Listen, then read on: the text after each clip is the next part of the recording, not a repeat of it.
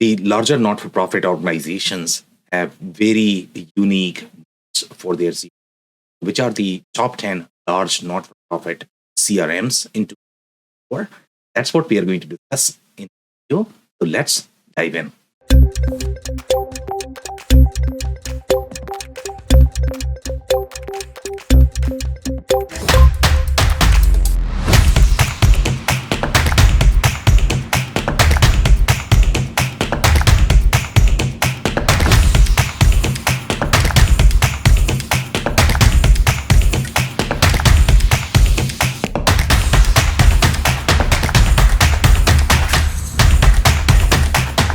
Hello, everyone.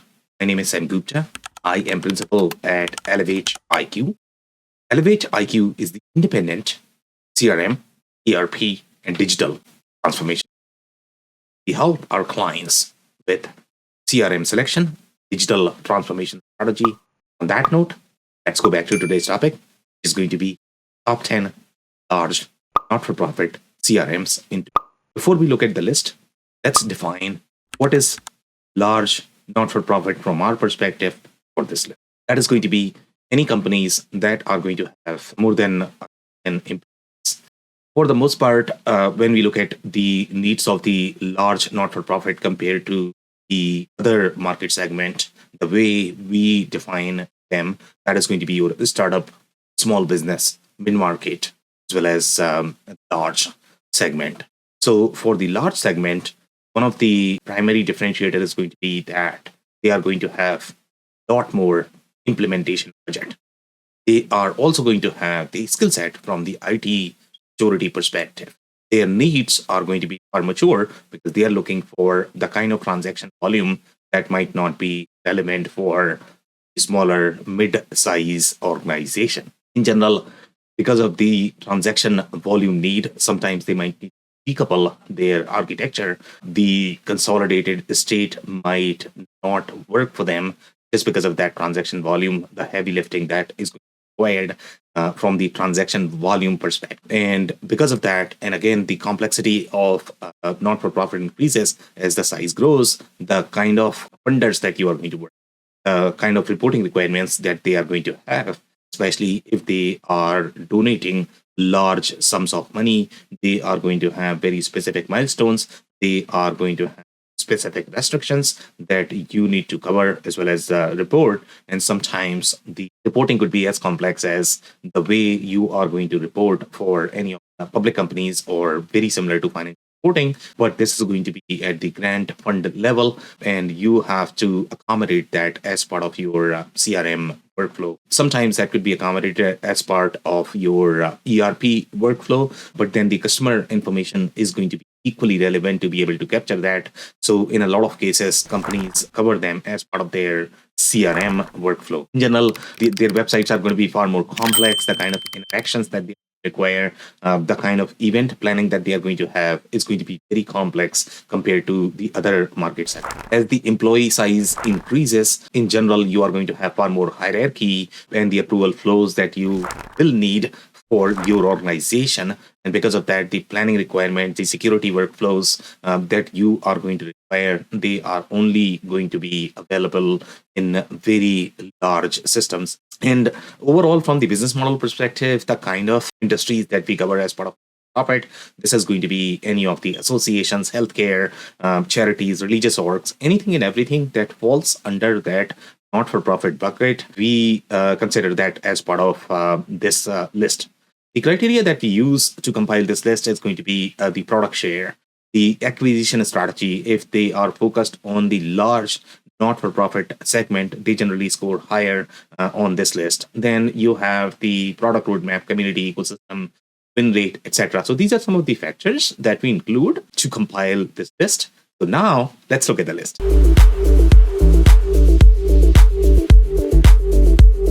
Number 10 on our list is Blackboard CRM. And Blackboard is relatively known in the not-for-profit space. From Blackboard perspective, this would fall under that prescriptive category, which is great when companies are going to be limited on budget. But in general, in this particular market segment, their needs are going to be slightly more diverse. Their business models are going to be complex. So the prescriptive systems might not be as relevant. They might not be able to process the same transaction volume that you are going to have as the large company. That's why any of the prescriptive systems that you're going to find in the market, they might not rank as well in the large category. So here, the scope of Blackboard CRM is going to be limited to, let's say, if a large company is using at the subsidiary or at the division level, then Blackboard CRM right fit, because even though it is being used by the large company, but for the most part, they are being used only for the subset of the process or processes or subset of the transaction volume. So again, even though it is being used by the large company, the scope is very similar to your mid-size or the smaller company in terms of the kind of workload that this CRM would process in large organization. So that's why you might see systems such as your Blackboard having very large logos, but their scope might be limited. The kind of workload that they might be processing might be limited as well. So the other strengths that you're looking at from the Blackboard CRM perspective is, so if you're a large company, but you're limited on your implementation budget, you might not have as much consulting budget, you might not have appetite to hire the consulting companies, then this might be a great choice, because you are going to have a lot of prescriptive flows that are going to be pre-baked, pre-built, pre-tested. So you don't need to invest as much time in configuring those workflows. The other strengths that we have from the Blackboard CRM perspective is that they utilize the Microsoft Power Platform, which is pre-integrated with it. So you get a lot more flexibility in general, at least from the workflow collaboration perspective, if you are going to have a lot of workflows around that. So that's a huge plus for Blackboard CRM. Now, the limitations that we have from Blackboard CRM perspective is the scalability and the customizability. And the scalability is going to be from both perspectives, whether you look at this more from the transaction volume perspective or just the scalability of different business models, different transactions, different business processes. So you are going to have limitations there. The technology and the cloud native features that you might need in general, the way Blackboard CRM is laid out at this point of time, they are in a very similar position as some of the other legacy CRM vendors, where their cloud version is not as much as their on-prem version. So you are going to find limitations in that. They might be able to position their cloud offering during the demo, but when you are going to look for those advanced features that any large not-for-profit is going to require, that's when they are probably going to move you to their on-prem version. And the experience might not be as great with the on-prem version. Some of the implied features, for example, let's say right now in 2024, your implied expectation is going to be that you have the enterprise search, you have capabilities such as mobility, and those features are going to be limited with the legacy technology because they were not designed to support these features. So that's number 10.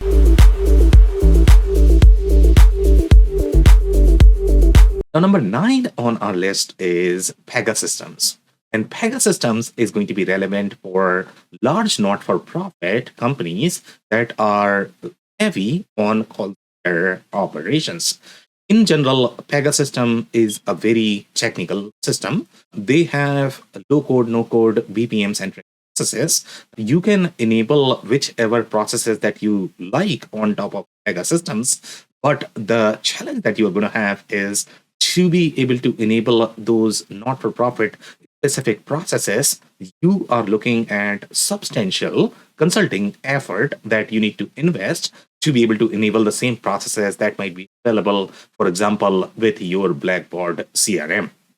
So you get the flexibility, but your implementation consulting budget is going to be much higher with Pega systems. The other strengths that we have from the Pega systems perspective is they have some industry specific templates, but those templates are not going to be as rich as what you are going to find with some of the descriptive systems. So depending upon whether you care for flexibility or are you limited on budget? Those will be some of the drivers based on which you need to decide which system is going to be the right fit. The other limitations that we have from the Pega Systems perspective is it could be extremely complex. So unless you have very mature IT organization, this might not be the best fit. And some of the other limitations are that Pega Systems, even though it's very technically capable system, it is not as well adopted as the mainstream CRM in the large not-for-profit segment as the other system that we have on this list. So that's number 9.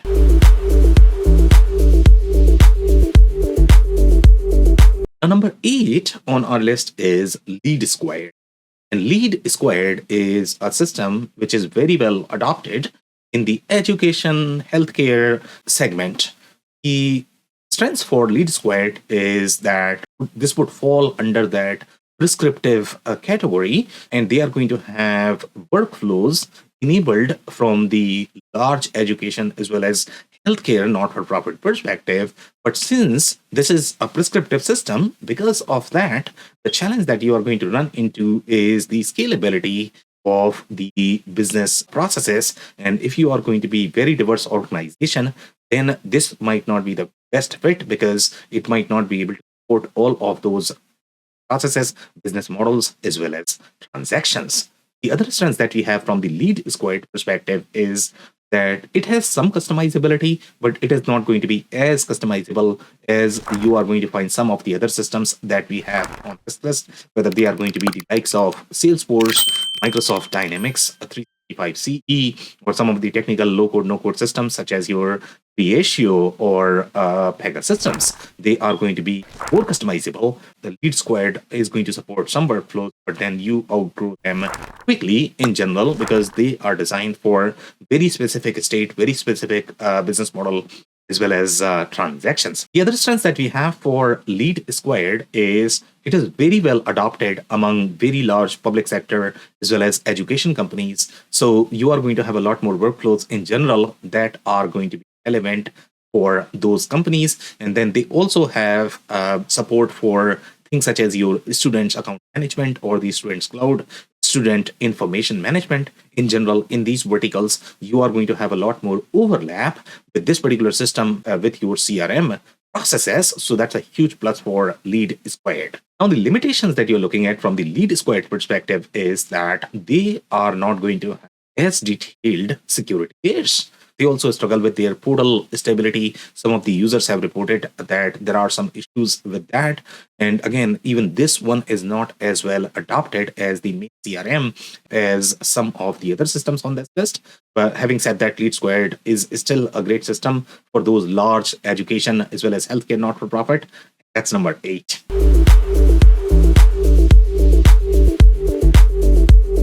Number 7 on our list is HubSpot CRM. And this is going to be relevant for large not-for-profit companies that are going to be very heavy on their CMS needs as well as upstream marketing. So if the purpose of acquiring your CRM is to enable any of the processes that are going to be driven from your website, or if you are looking for omni-channel connectivity as well as traceability across the channels, in those cases, HubSpot may be a great fit. The other strength that we have from the HubSpot perspective is that the ecosystem and integration, you are going to find a lot of tools that are part of their ecosystem that you might be able to utilize to complement the capabilities that HubSpot offers out of the box. But those ecosystem and integrations might not be as relevant for the not-for-profit. Not-for-profit companies, they require very specific integrations as well as tools. So even though you are going to find a lot of generalized tools, they might be as relevant for not-for-profit. The other strength that we have for HubSpot CRM is their cloud-native technology, which is one of the their platform is very modern and new, so you can expect all of those features that you will find in any of the modern platforms, such as your search. It's going to be your mobility features; those are going to be there. Now, the limitations that you have with HubSpot CRM is for the downstream marketing, and these are going to be your operational transactional workflows to be able to support those grant and processes, to be able to support different business processes, different business models. When you have to have those workflows enabled that are going to be slightly more sequential in nature, and that you are trying to process in sequential steps, that's where HubSpot CRM may not be the best fit, just because it's a very constraining model in general. It is not designed for those operational transactional workflows. The kind of data model that HubSpot has, it's very limited in general for the complex hierarchies of the customers or complex interactions that you are going to have among your business processes as well as business transactions. So then the other limitations that you have from the HubSpot perspective is the kind of discrepancy you have between as well as core objects. The core objects are going to have far more triggers as well as the options that you're going to have. Those options are not going to be available with the custom objects. In general, with the not-for-profit companies, you are probably going to require a lot more custom objects depending upon the business model. All of the business objects that are going to be built, for example, let's say with the prescriptive CRM, such as your Blackboard CRM, those you need to build it yourself, and then even if you build it, then those objects are going to be really limited in capturing, in taking any sort of actions that you have to take based on any triggers that you might have with the business objects, the custom business objects. So these are some of the limitations to keep in mind, and that's number 7.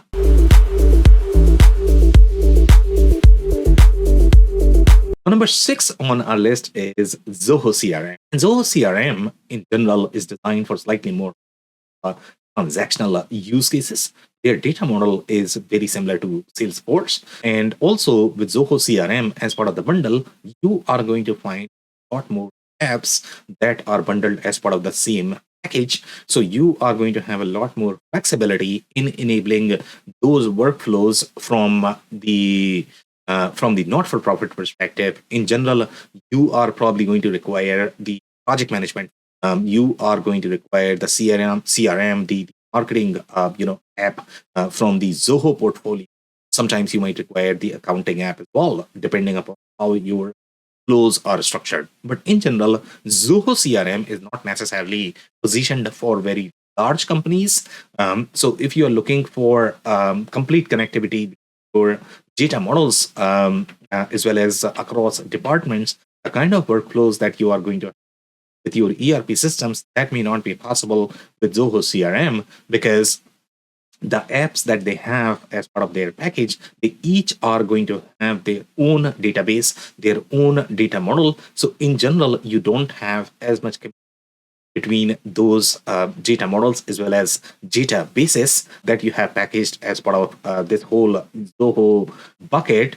You can enable some of the communication, but the communication is not going to be as intertwined, not going to be as immersive as you are going to find with some of the other systems that are going to use just one data model, for all of the apps, for all of the locations.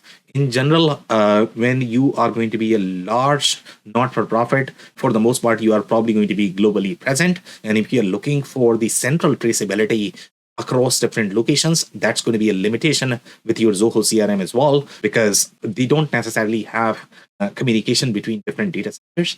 Depending upon your regulatory need, where you need to keep your data, if you're going to have limitations around that, then Zoho CRM might not.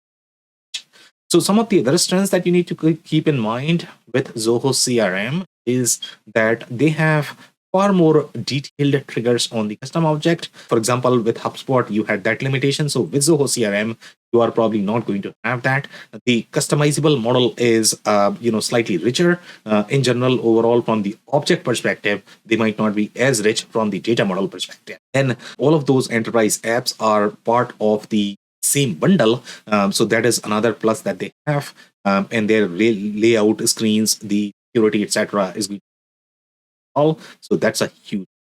the other limitations that you're looking at from the Zoho CRM perspective is that if you care for those upstream marketing as well as CMS workflows, for that Zoho might not be as rich. HubSpot, was there for those workflows, and then again, no communication between the center. So if you're looking for those global workloads, that could be a huge challenge with Zoho CRM. So that's number 6.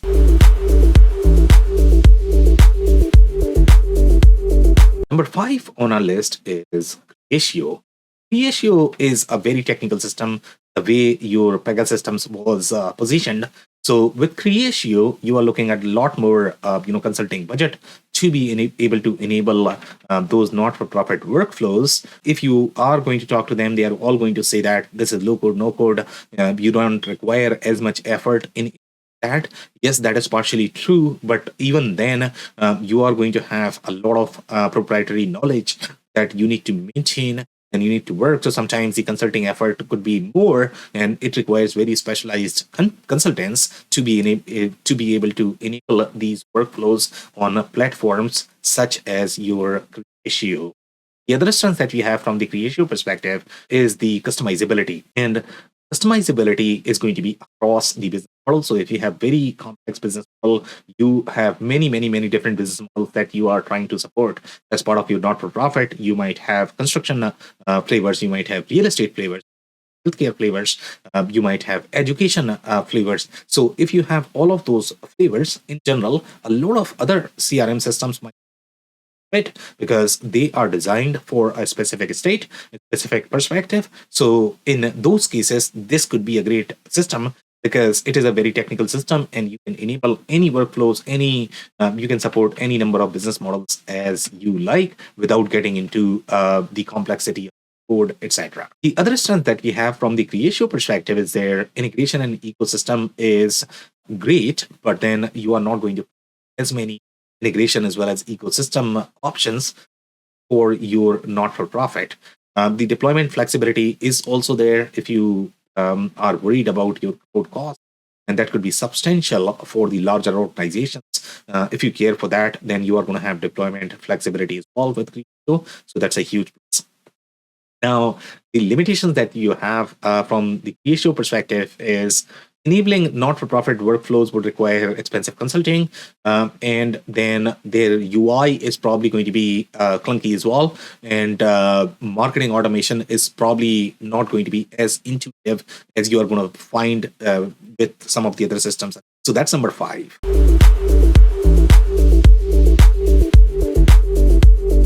Now, number 4 on our list is SAP C4 HANA. This is great for large not-for-profit that are going to have substantial volume. If they are looking for the enterprise grade system that can support many different business models, different business processes, and your SAP C4 HANA system.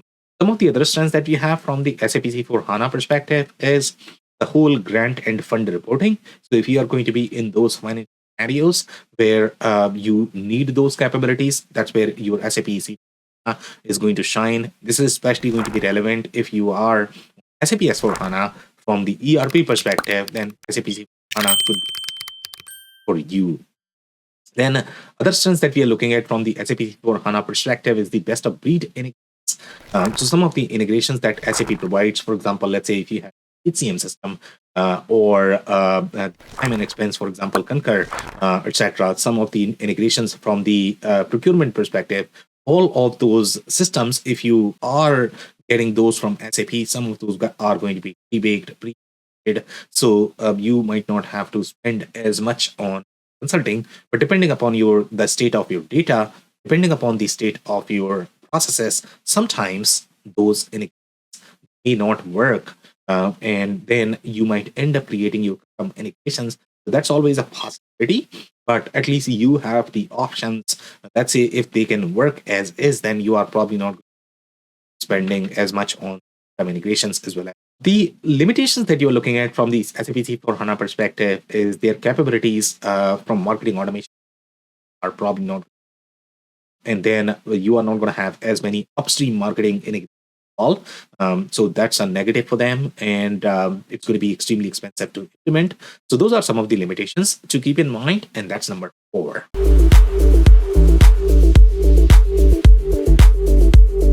Number 3 on our list is Oracle CX Cloud. And Oracle CX Cloud is a very enterprise-grade system, C4 HANA, and it is very well adopted in the public sector, education-centric spaces, and that is because they have a lot of out-of-the-box capabilities. For example, let's say the student cloud, which generally overlaps with your CRM processes. So all of those, if you require all of those capabilities, then Oracle CX Cloud.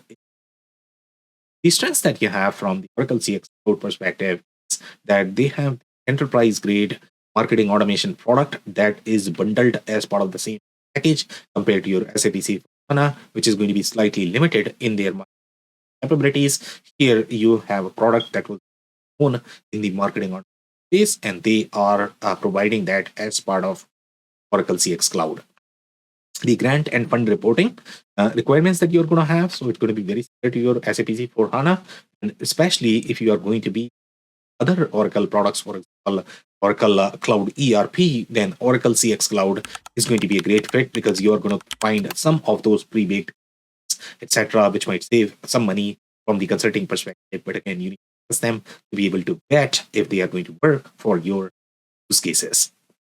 Now, some of the other strengths that you have from the Oracle CX Cloud perspective is that it is also a very enterprise-grade platform. So they are going to have the enterprise-grade capabilities. Some limitations to keep in mind are going to be in marketing integrations as well as ecosystem. They are not going to be as rich as what you are going to find with systems such as your HubSpot. But again, you can find many different options inside Oracle ecosystem, including HubSpot.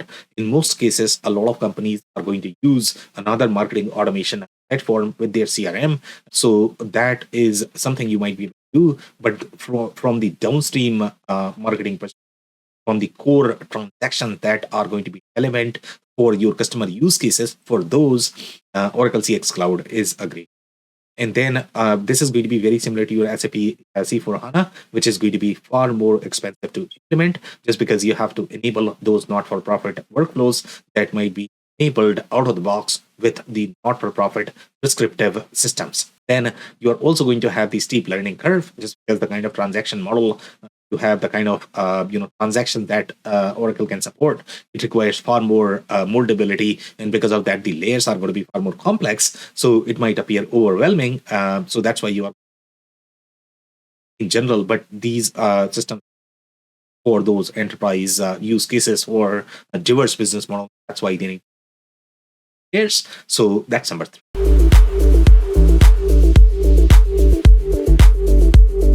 Number 2 on our list is Microsoft Dynamics 365 CE. And this is going to be for large not-for-profit companies that are looking for very customizable workloads. In this particular case, you are going to have the CRM, which is going to have all of those processes that you are going to find with any generalized CRM. But for the most part, you will need to enable all of those not-for-profit workflows, and that will drive your implementation budget. Sometimes that could pose a lot more risks in general. Now, with Microsoft Dynamics 365 CE, the advantage that you have is you have a lot more options available through their ecosystem. For example, they have Mission CRM, which is going to have very prescriptive, not-for-profit workflows that are going to be pre-baked, pre-built, as part of their ecosystem that you might be utilize. But then when you are going to use these add-ons, sometimes you are going to lose on the flexibility that the core platform is going to provide. So if you are going to have many different business models, sometimes that could be harder to accommodate in terms of how these transactions are going to work together. And you might feel that you are sort of locking yourself with these add-ons when you are going to use them as part of your architecture. So again, if you are going to be very diverse, you need to think through your architecture design in how those business models are going to work together, especially if you are using an add-on which might be designed for a very prescriptive business model, prescriptive transaction. They are sort of hijacking the processes from your core model. And once they hijack, then you are sort of in their control terms of what you might be able to do, and any customizations that you have to do. Sometimes you might have to do on top of them if you are customizing the processes that they have already hijacked. Now, in some cases, you might have some of the parallel processes that you might be able to build on the core platform along with this, but again, then you are not going to as much connectivity between those processes. So those are some of the things. Some of the other strengths that we have from the Microsoft Dynamics 365 CE perspective is that this is going to be highly customizable for enterprise needs. And then you have some of the other strengths that we have is the full suite, including ERP, field service, etc., is provided as part of the suite. Those are going to be pre-integrated. So that's a huge plus for Microsoft Dynamics 365 CE. Now, the limitations that you have from Microsoft Dynamics 365 CE is that they are going to have limited marketing automation capabilities. You have a lot of options available through their ecosystem, so you might be able to use that. That's not a big challenge in general, just because the kind of integration or embeddedness that you're going to require from the CMS perspective, generally that's okay, but then you are going to lose a lot in terms of the traceability, especially the kind of traceability that you are going to get with the systems like what you might not be able to get that. But again, that's where you need to make a choice whether you want a transactional nature system or you care more for the marketing use cases. So depending upon what is the priority for you, based on that, you need to make a decision and select the right system.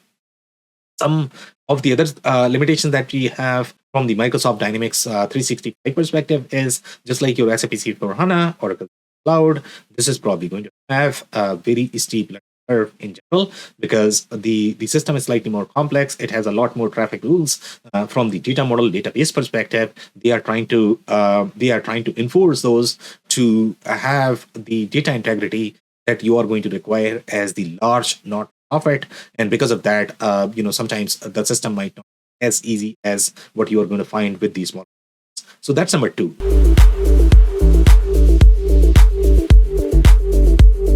Number one on our list is Salesforce. And Salesforce is a very enterprise grade system, just like your Microsoft Dynamics 365 CE as well. The strengths that you have from the Salesforce perspective is they have a lot more service packs that they are providing out of the box compared to other providers. The challenges are going to be similar as you are going to have with the add-ons in Microsoft ecosystem, where if your service pack is going to hijack the processes, sometimes the customization could be tricky because you need to customize on top of that service pack. You are sort of limited by the boundaries of that service pack. So again, you need to do a little analysis in terms of how the model is going to work, especially if you are going to have very complex business model. If you are going to be pure play, not for profit, then this could be a great fit. You might be able to customize the workflows on top of that. But if you are going to be slightly more complex, that's where you are probably going to run into challenges. So other strengths that we have from the Salesforce perspective, it is highly customized. And that is something that you are not going to get with the prescriptive systems that are designed fully tailored for your not-for-profit. Here, you can customize a lot more in general. And then for larger companies, the territory planning, some of the things such as your sales com, etc., if you are going to have that for your business team, then you might run into challenges with the systems. With Salesforce, that is not a challenge. Some of the other limitations that we have from the Salesforce perspective is their marketing automation product is not going to be as embedded as some of the other marketing automations, where those workflows are going to be intertwined. They are going to be embedded as part of your workflows. With Salesforce, you are looking at complete product. Sometimes you might use add-on, so that's going to be a limitation with Salesforce. With Salesforce also, your consulting is going to be fairly expensive. The licensing cost is going to be fairly expensive as well, because this is a very enterprise grade system.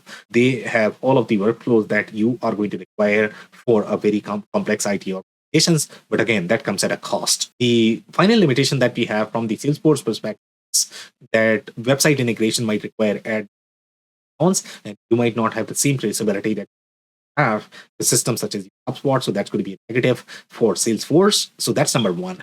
If you enjoyed this video, this is also available in the audio form on major podcasting platforms. So if you want to check on Apple, Spotify, etc., you might want to head there and subscribe. We are going to link a detailed article that is going to have much deeper insights. So you might want to check that. And if you have not checked our digital transformation report for 2024, we include a lot of these insights and we publish on a yearly basis. So you might want to check that. We are going to link that as well. On that note, thank you so much for tuning in. I'll see you in the next one.